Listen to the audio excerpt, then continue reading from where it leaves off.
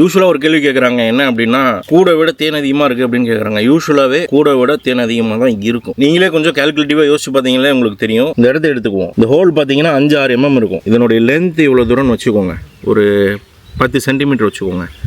இந்த 10 சென்டிமீட்டருக்கு ஹோல் எவ்வளவு இருக்குது அப்படின்னு பார்த்தீங்கன்னா 5 mmனு வச்சிங்கன்னா ஒரு குறிப்பிட்ட ஹோலில் 5 mm × 10 சென்டிமீட்டர்னு வச்சுக்கோங்களேன். இந்த கெப்பாசிட்டி அளவுக்கு தேன் பிடிக்குங்க. ஆனால் அதனுடைய பார்டர் பார்த்தீங்க அப்படின்னு சொன்னால் ஹைவுட் இருக்குது பார்த்தீங்களா, ஹைவுடைய லேயர், அவுட் சைட் லேயர், இந்த ஹோலை கவர் பண்ணியிருக்கு இல்லையா, அது வந்து பார்த்தீங்கன்னா 1 mm கம்மியாக தான் இருக்கும். அப்போது 1 mm × 10 சென்டிமீட்டர்னு வச்சிங்கன்னா அதனுடைய அவுட்டர் லேயர் உள்ளுக்குள்ளே எம்டியாக எவ்வளோ இருக்குது, அந்த ஹோல் எவ்வளோ இருக்குது அப்படின்னு பார்த்தீங்கன்னு சொன்னால் 5 mm × 10 சென்டிமீட்டர் நீங்கள் வச்சுக்கலாம். அப்படின்னா கூட காட்டிலும் 5 மடங்கு அல்லது அதுக்கு மேலே தான் தேன் அதிகமாக இருக்கும். கூடு கம்மியாக இருக்குது, தேன் நிறையா இருக்குதுன்னா அது அப்படி தான், யூஸ்வலாகவே அப்படி தான் நடக்கும். அதையும் நான் சொல்லிடுறேன். அதில் ஒன்றும் கரைச்சி ஊற்றுறதுலாம் இல்லை. கூடு எதுக்குன்னா அது ஒரு கண்டெய்னர், அவ்வளோதான். தேனீப்பூச்சியுடைய கண்டெய்னர். தேனை தான் உள்ளே சேகரித்து வைக்கிது. அதனால மொத்தத்துக்கும் உள்ளுக்குள்ள தேன் தான் அதிகமாக இருக்கும், கூடு கம்மியாக தான் இருக்கும். இதை ஃபுல்லாக புழிஞ்சோம்னு சொன்னால் தேன் தான் அதிகமாக இருக்கும். அப்போ இதை அறுத்து போட்டதுக்கப்புறம் பார்த்தீங்கன்னு சொன்னால் ஒரு பக்கெட்டில் தேன் அதிகமாகவும் கூடு கம்மியாகவும் தெரியும். ஏதாவது கரைச்சலாக ஊற்றிட்டு இருக்கிறதுக்கு தேவையில்லை. அப்படியெல்லாம் ஊற்றவும் முடியாது.